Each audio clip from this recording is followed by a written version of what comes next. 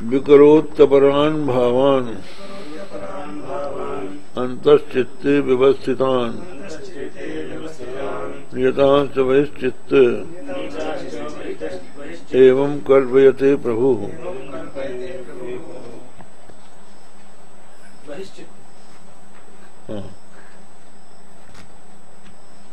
संकल्पयन केन, ये तो हो चुका था।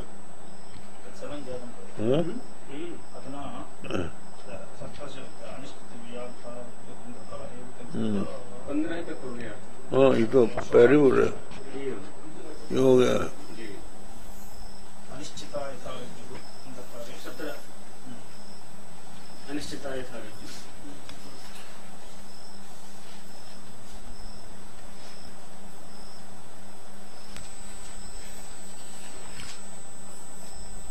ये यहाँ होगा अनिश्चिता यथा रज्जु रंधकारे विकल्पिता सर्पधारादिभिर्भावैर् तद्वदात्मा विकल्पिता ननु तत्र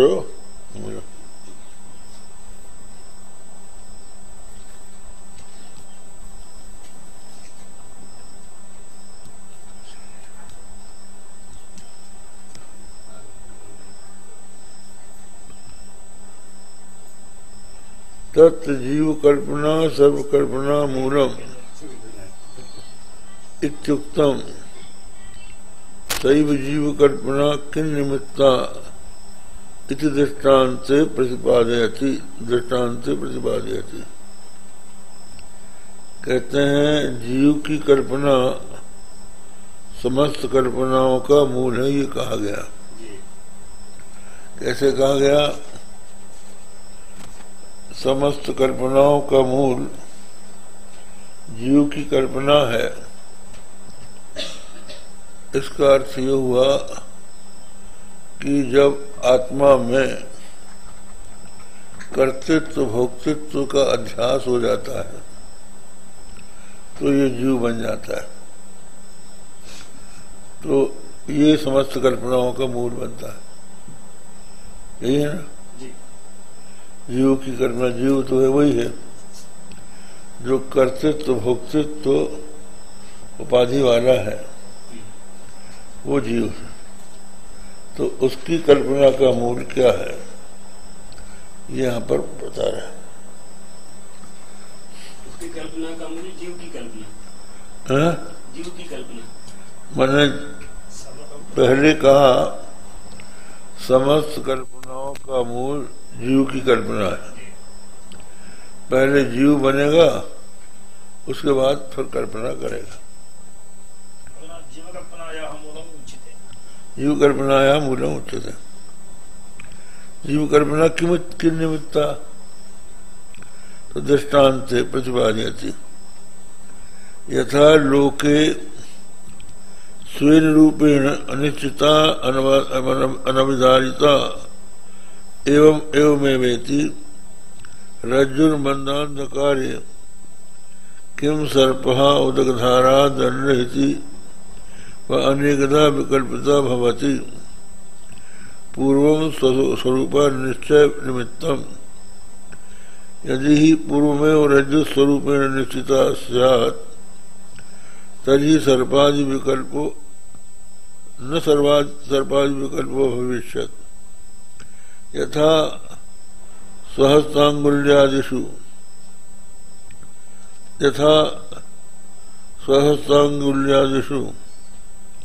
इस दृष्टान्तः। तो ये बोल रहे हैं कि जैसे लोक में अपने रूप से अनिश्चित माने अनवधारित जो रज्जु है वह मंद अंधकार में पड़ी है। हम रास्ते से जा रहे हैं और अंधकार है लेकिन मंद है, सर्वथा अंधकार नहीं। तो मंद अंधकार में रस्सी पड़ी हुई दिखाई पड़ी। तो हम समझ नहीं पाए कि ये रस्सी है। तो जब अनवधारित हो गई रस्सी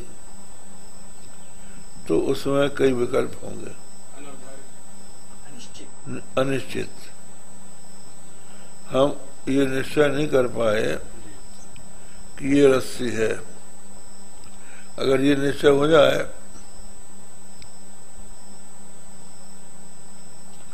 ये रस्सी है तो उसमें सर्प का भ्रम नहीं होगा, पहले अनवधारित होगा रज्जु। तो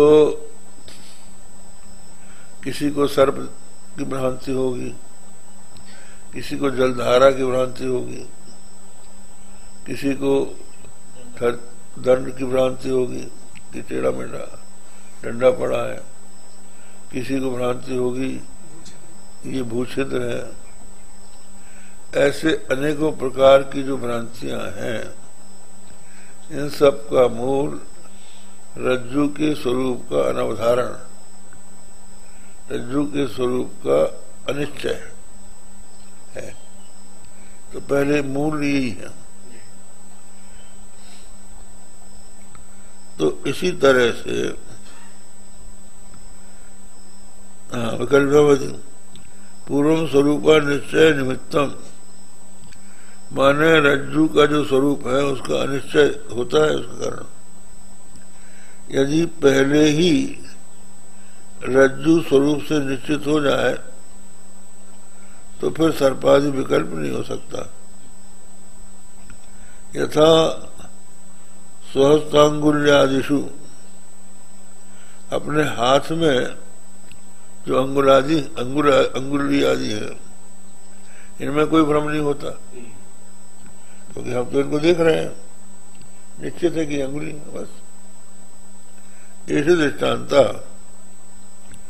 तद हेतु तद्वत हेतु फलादि संसार धर्मानर्थ विलक्षणतया स्वेन विशुद्ध विज्ञप्ति मात्र सत्ता अद्वय रूपेण अनिश्चितत्वात् जीव प्राणादनंत भाव भेद आत्मा विकल्पिता इत्येष सर्वोपनिषदाम सिद्धांता।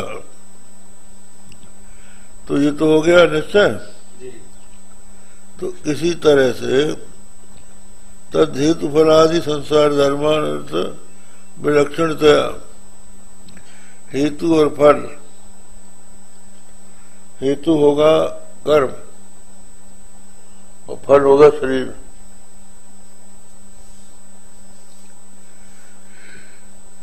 जब हम कर्म करेंगे तो कर्मों के फलस्वरूप जन्म होगा, और जन्म हुआ तो मृत्यु होगी, और जन्म मृत्यु के अंतराल में जरा व्याधि इत्यादि सब होंगे। तो सर्व अनर्थ के मूल में है हेतु और फलात्मक संसार। तो ये जो हेतु फलात्मक संसार है ये कैसे सिद्ध होता है? ठीक है, मैं इस कर्म का करता हूं और इस कर्म का फल मुझे मिलेगा। तो कर्म और कर्म का फल, कर्म और उसका फल शरीर या सुख दुख सब कोई भी ले सकता है। तो अपने आप को कर्ता भोक्ता जब मान लेगा तब हेतु फलात्मक संसार में उसकी भ्रांति होगी। ये मैंने किया, ये फल मुझे मिल रहा है। तो पहले अपने आप का कि हम विशुद्ध आत्मा है, ठीक है, अनर्थ हेतु फलादि संसार धर्म से, धर्म रूप जो अनर्थ है उससे विलक्षण अपना जो विशुद्ध विज्ञप्ति मात्र सत्ता, हम विज्ञप्ति मात्र सत्ता द्वय है, इस रूप से जब अपने आप को नहीं जानेगा तब फिर ये जीव बन गया। फिर पुणादि अनंत भाव भेद ही तथा आत्मा विकल्पित है। तो फिर ये प्राण आदि अनंत भाव भेदों से विकल्पित हो जाएगा। इत्येष सर्वोपनिषदाम सिद्धांता। अब इसकी टीका देख लीजिए। इदानीम जीव कल्पना निमित्तम रूपयति श्लोकस्य तात्पर्यं दर्शयितुं वृत्तम कीर्तयति तत्तेति दत्त जीव कल्पना। पूर्व श्लोक सप्तम में था। जीव कल्पनायाः नित्यत्वयोगात् सविनिमित्तस्य वक्तव्यत्वात् तस्य च वस्तुत्वे निवृत्त्यनुपत्ते है। कहते जीव कल्पना जो है उसका नित्यत्व योगात, यहाँ टिप्पणी में है नित्यत्व ही निर्मोक्ष प्रसंगा मोक्षा भावा। ये तो ये बोले कि जीव कल्पना जो है वो अगर नित्य होगी तो फिर मोक्ष नहीं होगा। जीव कल्पना अपने में अगर हो जाएगी, मैं जीव हूं, तो अगर कल्पना नित्य है, पहले से है, तो मोक्ष नहीं होगा। और अगर वो सनिमित्त है, माने कभी हुई है, तो उस निमित्त के हट जाने पर कल्पना नष्ट होगी। तो तत्सच वस्तुत्व, हाँ, तो नित्यत्व योगात् सनिमित्तत्व वक्तव्यत्वात् तत्सच वस्तुत्व निवृत्त रूपत्ते। तो यहां पर दोनों तरफ से आपत्ति है। इस तरह से है कि अगर ये अनादि सदा से है इसमें जीव कल्पना, तो फिर ये मोक्ष नहीं होगा इसका कभी, अगर नित्य है तो। और अगर ये कहेंगे कि सनिमित्त है, किसी निमित्त से हुई है, तो निमित्त से होने वाली वस्तु सत्य होती है, तो सत्य जो होता है उसकी निवृत्ति होती नहीं, वो तो रहेगी। ये शंका है। तो ऐसी स्थिति में अवस्तुत्व था निमित्तत्व सिद्धि, और अवस्तु होने के कारण फिर निमित्त नहीं बनेगा। इसलिए जीव कल्पनाया दुर्घटत्वात्, जीव की कल्पना है दुर्घट। तत्कार्य भूता कल्पना नाव कल्पिते, तो फिर उसके कार्यभूत जो कल्पना है वो फिर नहीं बनेगी। इच्छा संकते सैवेति, सैवेति यहाँ पर है मूल में, तत्व जीव कल्पना सर्व कल्पना मूल में उत्तम सैव जीव कल्पना कि निमित्त दृष्टान्त प्रतिपादयति। उत्तरत्वेन श्लोकाक्षराण्य अवतार्य व्याचष्टे दृष्टान्ते। अवस्तुत्वे च दोषः, वस्तुत्वे दोषः अनिवृत्ति प्रसंगः, अवस्तुत्वे को दोषः निमित्तत्व हानिः इत्युच्यते। ठीक है। अत्र अवस्तुत्वे निमित्तत्व हानिः कथम्? अवस्तु निमित्तं न भवति वा? ठीक है, देखो बताते हैं। पहले तो ये लगा कि उत्तरत्वेन श्लोकाक्षराण्य अवतार्य व्याचष्टे दृष्टान्ते, स्वप्न साधारणम सर्वरजित्व तेने अनवधारित तुम्हें स्फुरे थे। हाँ, क्या हुआ यहाँ का पूछ रहे आप? अवस्थित निमित्तत्व सिद्ध है। अगर वो वस्तु नहीं है तो निमित्त नहीं बनेगी। हाँ, निमित्तत्व नहीं बनेगा।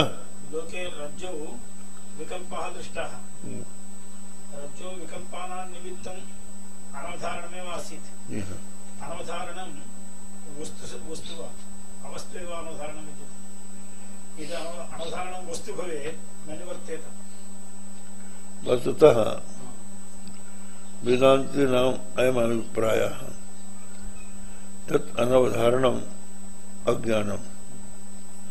अज्ञानम न तो वस्तु वर्तते न अवस्तु वर्तते, अनिर्वचनीय वर्तते। अवस्तुत्वे निमित्तत्वं न भवति इत्यस्य। हाँ, आगे बोलो। तो ये कहते हैं उत्तरत्वेन सुलोकन होता है दृष्टांत। स्वप्न साधारणम स्वयं रज्जुत्वम तेरेति आवत।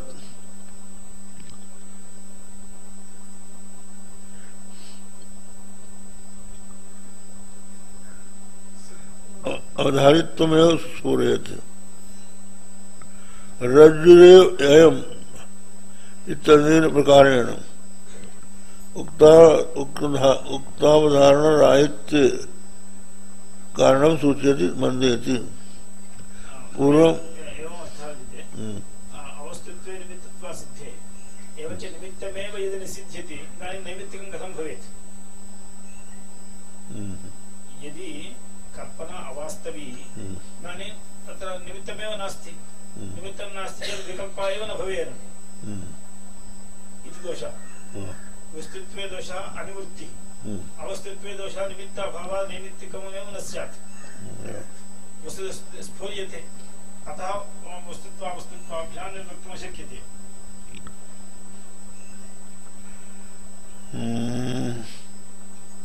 भवान् किं वक्तुं वाञ्छति? अवस्तुत्वे च निमित्तत्व सिद्धे। निमित्तत्वमेव न भवति। यदि निमित्तं न स्यात् नैमित्तिकं कथम् आगच्छेत्? नैमित्तिकं विकल्पनाः नैमित्तिकाः जीवकल्पनायाः दुर्घटत्वात् किसी बुरी हुई दुरुत्पादत्वात् अवकल्प्यते। वही मतलब दुरुत्पादत्वात् वही है। वस्तु अवस्तु दोनों ही विकल्प नहीं बनेंगे।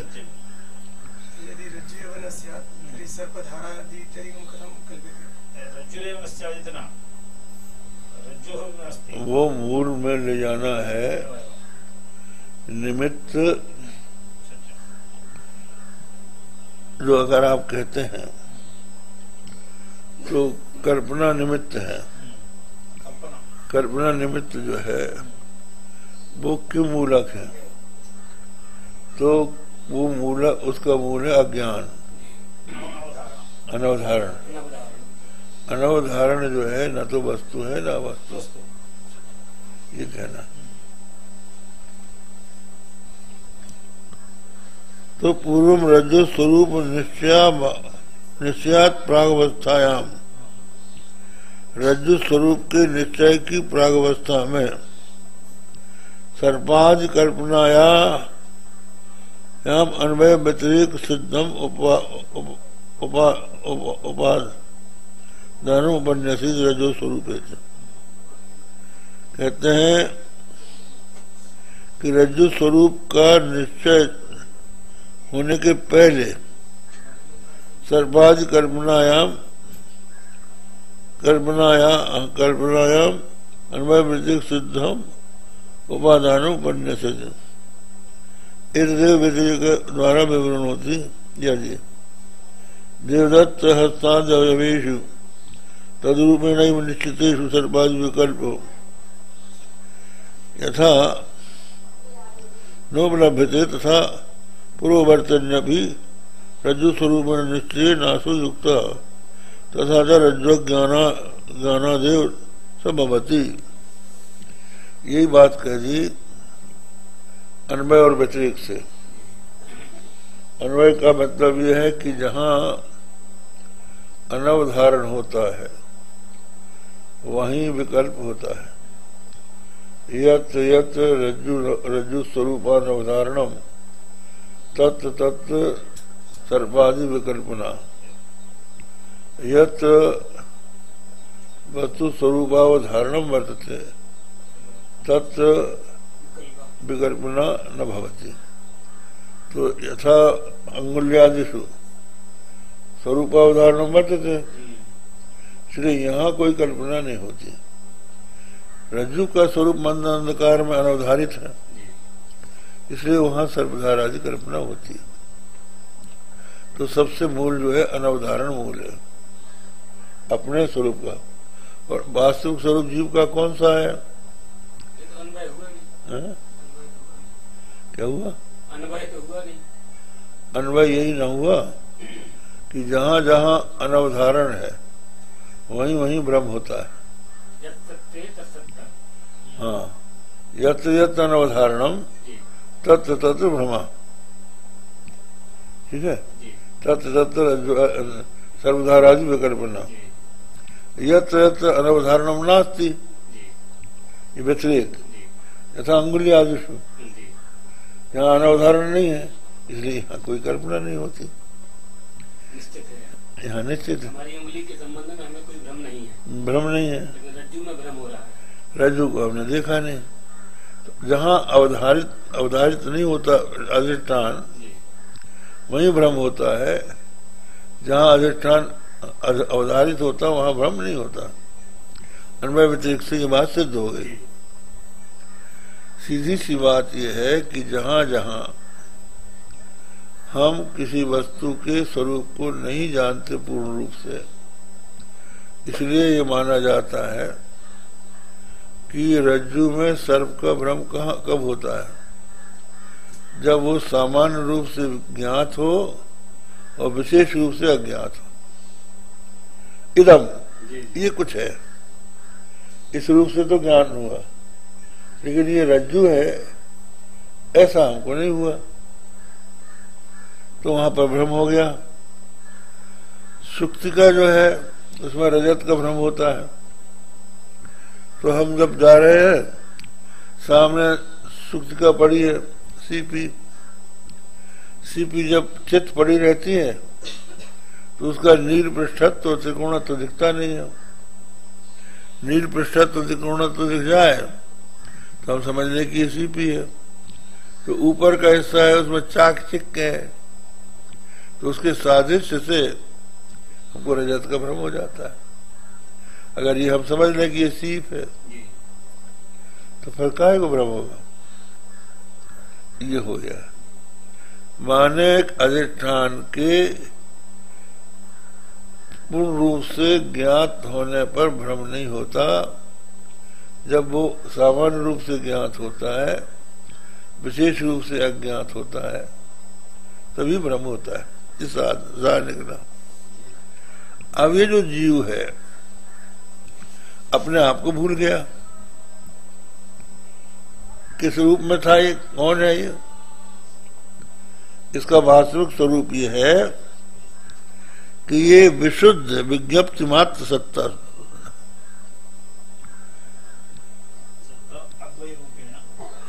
ये है। मैं विशुद्ध विज्ञप्ति मात्र सत्ता हूं और अद्वय हूं। इस रूप से अपने को निश्चित नहीं कर पाया, तो फिर ये कर्ता भोक्ता बन गया।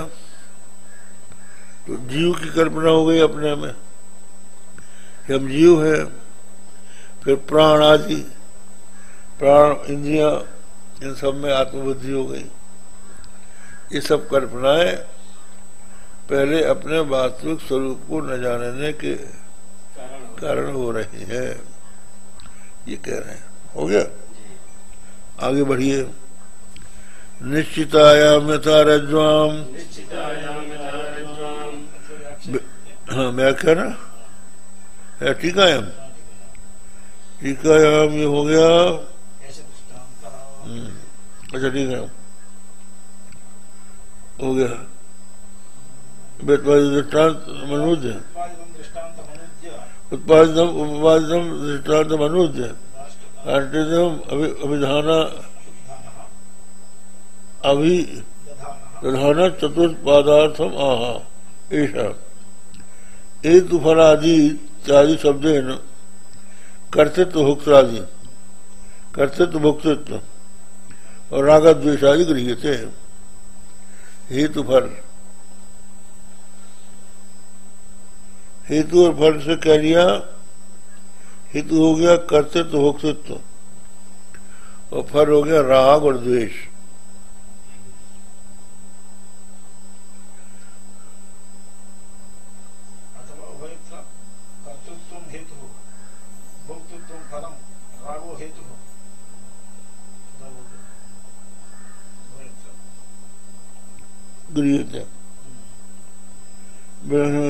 अधिक नहीं बोल दिया।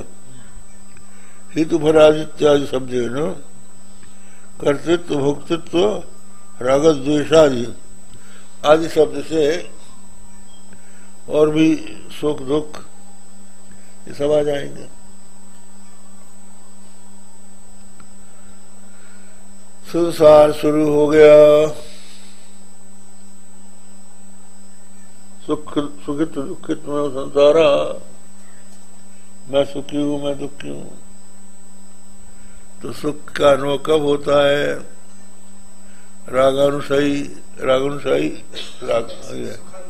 सुखानुसाई रागा और दुखानुसाई द्वेषा। जिस वस्तु के जिस पदार्थ के प्राप्त होने पर हमको सुख होता है उसमें हमारा राग हो जाता है, चाहे वो प्राणी हो। जिसके मिलने से हमको सुख हो उससे हमारा राग हो जाता है, और जिसको मिलने से दुख हो उससे द्वेष हो जाता है। किसी से मिलने के लिए हम आतुर रहते हैं और किसी को नाक से देखना तो क्या, उसकी चर्चा नहीं सुनना। क्यों? क्योंकि वो हमारा धमकाने दुख का साधन है। तो सुख दुख जो है, आप जब कर्ता भोक्ता बनोगे तब आपके अंदर सुख दुख होगा। भोग जो है सुख दुख है, सुख दुख का साक्षात्कार भोग है। तो ये जो सुख दुख का अनुभव है यही संसार है। वैसे सच पूछा जाए, सुख और दुख का हम अनुभव करते हैं, आत्मा इनका अनुभव करता है।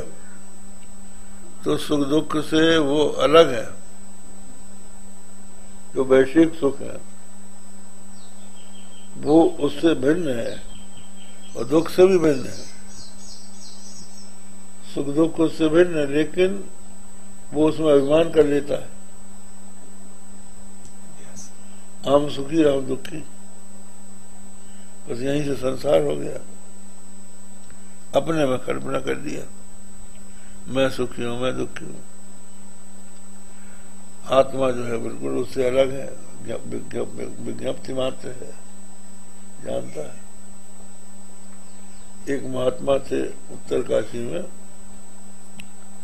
देवगिरी नाम के थे। तो उनके पेट में गैस बढ़ जाती थी। तो गैस बढ़ जाने से तकलीफ होती है। तो वो ये कहते थे कि मैं इससे एक अंगुर ऊपर हूं, मैं इसका दृष्टा हूं। हाँ, इसका मैं इससे एक अंगुर ऊपर हूं। अच्छे महात्मा थे। तो मतलब ये कि आत्मा जो है दृष्टा है, भोगता नहीं है। तो अपने स्वरूप को अगर नहीं जानता है तो इसमें फंस जाता है। हो गया? तो ये कहते हैं हेतु बलाद समझे करते मुक्त राग द्वेष गृहीत। आत्मा इससे विलक्षण है, अनारोपिता अनारोपित निमित्त आमत, अगर उसमें आरोपित न हो कर्तृत्व भोक्तृत्व आदि, विज्ञप्ते विशुद्धत्व, वो विज्ञप्ति जो है विशुद्ध है। जन्मादि रायत्व, आकारांतर शून्यत्व, तन्मात्रत्व च, माने विज्ञप्ति जो है उसकी शुद्धता क्या है?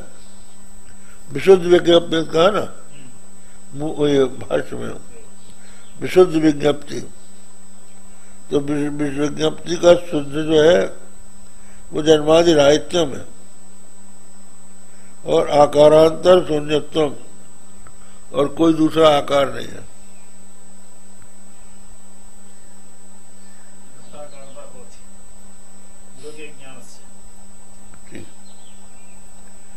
ऐसा है कि आत्मा में किसी प्रकार से जन्म नहीं है। तो जन्म जो है यही फल है, हेतु फल में हमने पहले कहा था ना, कर्म हेतु है और शरीर फल है। और यहाँ पर ये बताया कर्तृत्व भोक्तृत्व हेतु है और राग द्वेष जो है उसके फल है।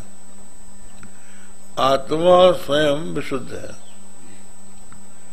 मतलब यह है कि मेरा कभी जन्म हुआ नहीं, जन्म ही अशुद्धि है, आत्मा में कभी जन्म नहीं। आत्मा का जन्म होता ही नहीं है, ये हम पहले बता चुके हैं। क्योंकि जन्म के पहले भी आत्मा था, आत्मा का शरीर धारण करना ही जन्म होता है।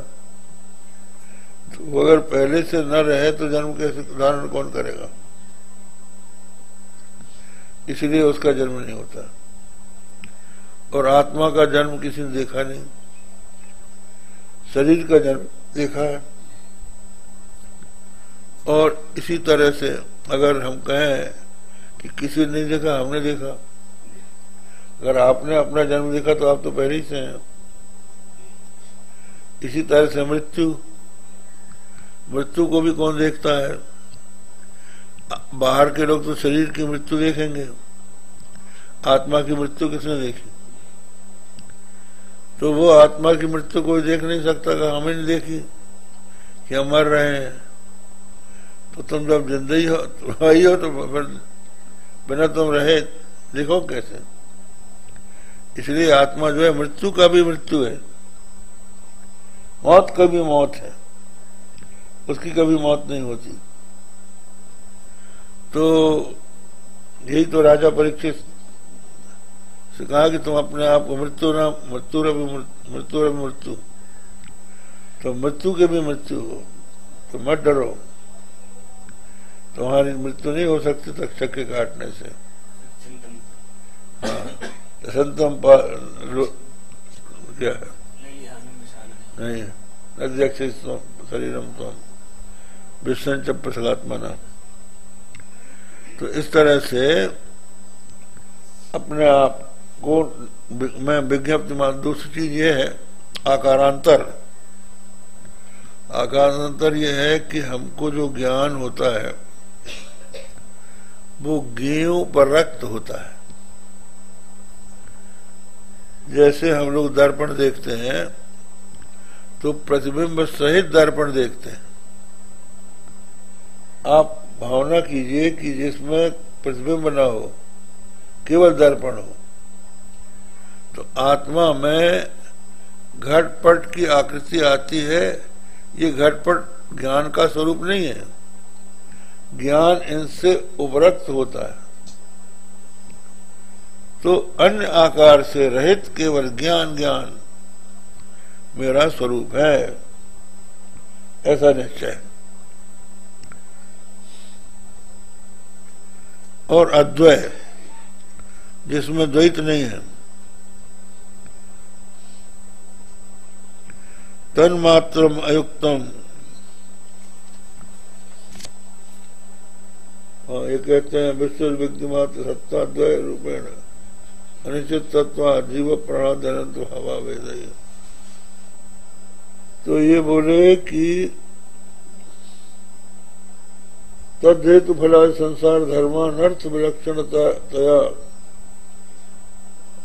हाँ ठीक है ठीक, विशुद्ध विज्ञप्ते विशुद्धम जन्मादि राहित्यम आकारांत शून्यत्म तन्मात्रत्वम च केवल ज्ञान मात्र, तन्मात्रत्वम अयुक्तम सामान्य विशेष भावाद इत्याशंका।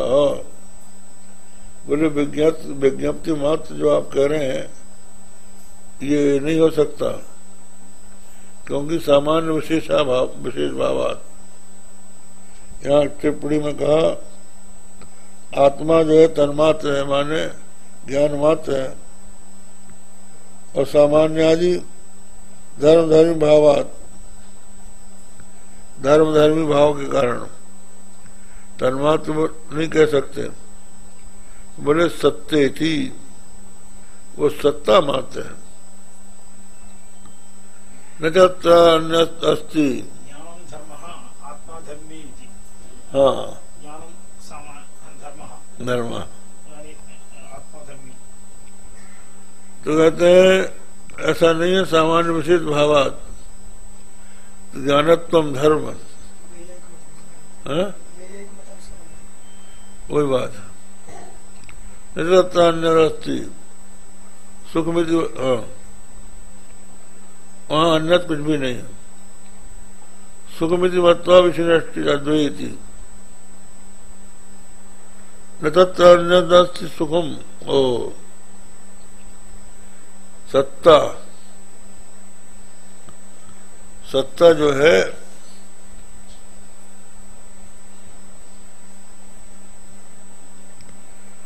सत्ता एक जाति होती है नैयायिकों के, सत्ता जाति। वो सत्ता को वस्तु न मान के, पदार्थ न मान के जाति मानते हैं। तो अस्थि का जो भाव है वो सत्ता है। तो सत्ता एक जो है बड़ी जाति। तो आत्मा में सत्ता कोई जाति है, ये बात वो लोग मानते हैं। आत्मा जो है वो वस्तु है, सत्ता उसमें जाती है। तो सत्तावान, सत्तावान जो है वो शेष होगा, सत्ता जाती होगी। तो आत्मा में सत्ता है, माने आत्मा जो है सत्तावान है। तो ऐसी स्थिति में सामान्य विशेष भाव आ गया, सामान्य सत्ता हो गई, विशेष आत्मा हो गया। तो ये बोले सत्ता मात्र अद्वितीय अद्वय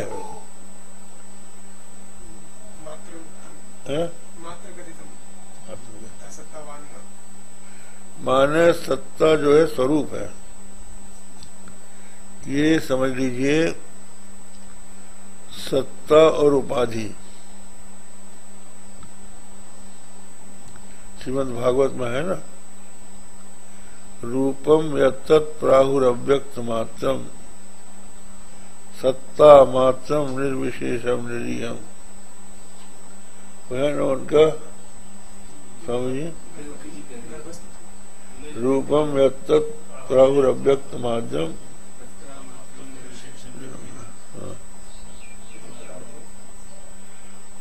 हाँ ठीक है, इतना ये काम चल जाएगा। सत्ता मात्रम रूपम निर्विशेषम निरीयम सत्वम साक्षात विष्णु लब्धात्म दीपा, वो आप है। तो यहाँ हाँ अनुरूप देव की करें। ये रूपम यत्तत् प्राहुरव्यक्त माध्यम ब्रह्म ज्योतिर निर्विगुणम निर्विकारम सत्ता मात्रम निर्विषम निर्विषम सत्वम साक्षात विष्णु अध्यात्म दीपा। तो सत्ता मात्र में यहां पर कैसे आप समझेंगे? तो सत्ता जो है उसमें उपाधि है। जैसे अहमअस्मि, अहमअस्मि मैं हूं, तो मैं हूं ये सत्ता है, लेकिन ये सत्ता उपाधि उपहित है। मैं हूं माने अपने को शरीर मान के मैं हूं कह रहा है। मैं देवदत्त हूं, मैं शरीर हूं, उपाधि को छोड़ दीजिए। मैं इंद्रियां हूं, प्राण हूं, ये भी उपाधि है सत्ता की। मैं मन हूं, उपाधि। मैं बुद्धि हूं, ये उपाधि को छोड़ दो। तो समस्त उपाधियों का त्याग कर देने के बाद केवल शुद्ध सत्ता रह जाएगी, निरुपाधिक सत्ता, वो सत्ता मात्र। इसलिए मात्र लगाया। सत्ता मात्रम निर्विशेषम निरीहम। ऐसा नहीं है कि सत्ता कोई हमसे अलग वस्तु है, सत्ता ही हमारा स्वरूप है। तो सत्वम विष्णु अध्यात्म दीपा हो गया। अब ये हो गया समान विशेष आदि नहीं है। तथा अन्य अस्ति, वहां कोई दूसरी वस्तु नहीं है। और सुखमिति अन्यदस्ति सुखम, सुख भी उससे अन्य नहीं है, वो स्वयं सुख स्वरूप है, आनंद अद्वैती। सच्चिदानंदाद्वयात्म आत्मा विद्या विरहितम द्वैतम। सच्चिदानंद जो अद्वय आत्मा है, उसकी अविद्या माने अज्ञान, उससे ये द्वैत दिखाई पड़ता है। इसमें ये कह दिया, ये सर्वोपनिषदाम सिद्धांता, भाष्यकार बोले। तो सर्वोपनिषदाम सिद्धांता का मतलब यह है अद्वैत श्रुतियां तावत तत्व तत्वोपलभ्यन्ते। अद्वैत श्रुतियां उपलब्ध होती हैं, यत ही द्वैत में भवति, जहां पर द्वैत जैसा होता है, द्वैत नहीं है। त्याद्याच द्वैत तत्प्रतिभासयोर मृषात्म आवेदन्त्या। यू कह दिया ना, द्वैत नहीं है। यू कह देने से उनकी झूठ, उनका मिशात्व सिद्ध हो गया। ऐसा कहने वाली श्रुतियां हैं। तेन अद्वैतम तत्वम द्वैतम अविद्या विजृंभितम। यह द्वैत तत्व है और द्वैत है अविद्या से विजृंभित है, अविद्या से प्रतीत हो रहा है। तो ये पूछ रहे थे गौरीजिया जी कि श्रुति किसको कहते हैं? श्रुतिया आता है ना इसमें। श्रुति जो है ये हमारे वेदों के जो मंत्र हैं, इन्हीं को श्रुति कहते हैं। तो अभी यहां जो उद्धृत हो रहे हैं वो उपनिषदों के वचन उद्धृत हो रहे हैं। तो वहां श्रुति शब्द से उपनिषद वचन लिए जा रहे हैं। जो वस्तु के प्रतिपादक वचन है वो यहां पर उद्धृत हो रहे हैं। और जो पूर्व कांड है मीमांसा, उनमें वस्तु के प्रतिपादक वचन नहीं है, वहां कर्म के प्रतिपादक वचन है। अस्तु, लेकिन श्रुति माने वेद सामान्य रूप से। निश्चितायाम यथा रज्ज्वाम विकल्पो विनिवर्तते रज्जुरेवेति चाद्वैतम तद्वदात्म विनिश्चयः। रज्जुरेवेति निश्चये सर्वविकल्प निवृत्तौ रज्जुरेवेति चाद्वैतम यथा तथा नेति नेति सर्व संसार धर्म शून्य प्रतिपादक शास्त्र जनित विज्ञान सूर्यालोक कृतात्म निश्चय आत्मा ही वेदम सर्वम। क्या बढ़िया बोलते हैं। अपूर्व वरो अनंतरो अमाह्या समाह्या अभ्यंतरो यजा अजरो अमरो अमृतो अवया एक एमाद्वया इति। कहते हैं कि जैसे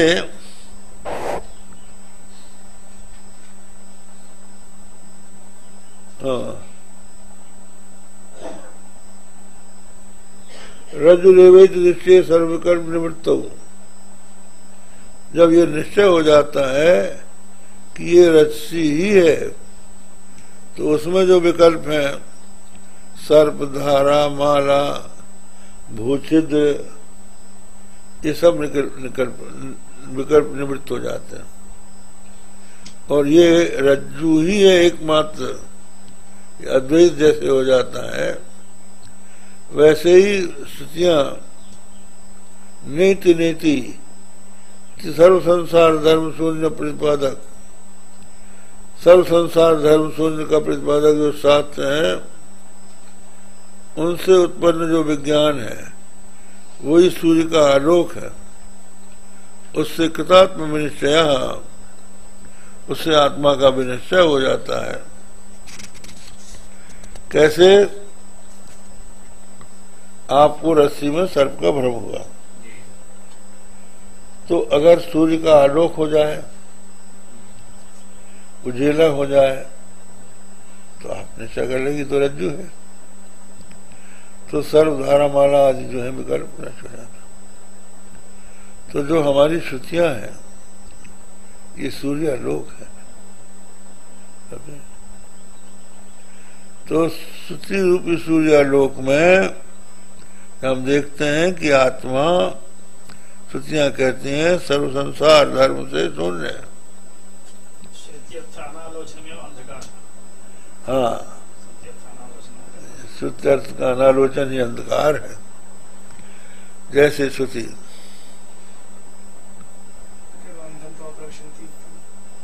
यहाँ पर तो उपनिषदों को सूर्य कह दिया,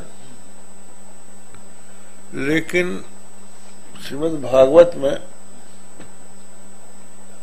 गुरुवर कलभ्योपनिषद स्वचक्षुषा एते तरंतीव भगवान जिता बुद्धि, ब्रह्मा जी कहते हैं उपनिषद जो है चक्षु है, लेकिन चक्षु आंख जो है उसको अपना विषय देखने के लिए, रूप को देखने के लिए सूर्य के प्रकाश चाहिए। तो उपनिषद जो है वो आंख है और गुरु जो है सूर्य। उनके द्वारा आलोकित जब उपनिषद समझे जाएंगे तब अंधकार हृदय का दूर होगा। गुरुवर कलम्या यहाँ कहा है? हाँ, वेद उदज बिन गुरु लखे लागे लोन समान, बादर गुरु को द्वार है अमृत ते अधिकार। वेद समुद्र है, तो समुद्र का पानी अगर सीधे पीने जाओगे तो खारा है, नहीं पी सकते। लेकिन वही समुद्र का जल बादल बन के जब आता है और बरसता है तो अमृत से भी अधिक मधुर हो जाता है। तो पाश्चात्य लोगों ने वेदों को पढ़ा तो वो कहने लगे गरणियों के गीत हैं ये, वो उनके अर्थ को नहीं समझ पाए। लागे लोल समान। और फिर बात यह है कि उनकी अपनी वासना थी, वो ये मानते थे कि हमारे धर्म के अतिरिक्त जितने भी दूसरे धर्म हैं वो सब मिथ्या है। तो उसी दृष्टि से उन्होंने देखा उसको। अगर वो गुरु मुख से देखते तो उनकी समझ में आ जाता। तो यहाँ पर कहते हैं कि उपनिषद रूपी आलोक से अरे देखो, नेति नेति नायति नायति, सर्व संसार धर्म शून्य प्रतिपादक शास्त्र, इनसे उत्पन्न जो विज्ञान रूपी सूर्य है, उसके आलोक से जब आत्मा का निश्चय हुआ, क्या निश्चय हुआ? आत्मैवेदम सर्वम, आत्मा ही सब कुछ है। अपूर्वो अनपरो, वो अपूर्व माने कारण नहीं है, अनपरा माने कार्य नहीं है, अनंतरो अबाह्य, जो भीतर नहीं है बाहर नहीं है, सबाह्य अभ्यंतरो यजः, वो बाह्य भी है और आंतर भी है, सब कुछ है। वो अजर है, अमर है, अमृत है, अभय है, एक एव अद्वय है। ऐसा निश्चय जब हो जाएगा तो ये सारे सारे विकल्प जो है नष्ट हो जाएंगे। बस यही रहने दो। ओम भद्रम कर्णे विष्णुयाम देवाः, भद्रम पश्येमाक्षिभिर्यजत्रा, स्थिरैरङ्गैः स्तुष्ट्वाग्मं सत्तनूभिर् विषेमदेवहितं यदायुः। स्वस्ति न इन्द्रो वृद्धश्रवाः, स्वस्ति नः पूषा विश्ववेदाः, स्वस्ति नस्तार्क्ष्योरिष्टनेमिः, स्वस्ति नो बृहस्पतिर्दधातु। ओम शांति शांति शांति।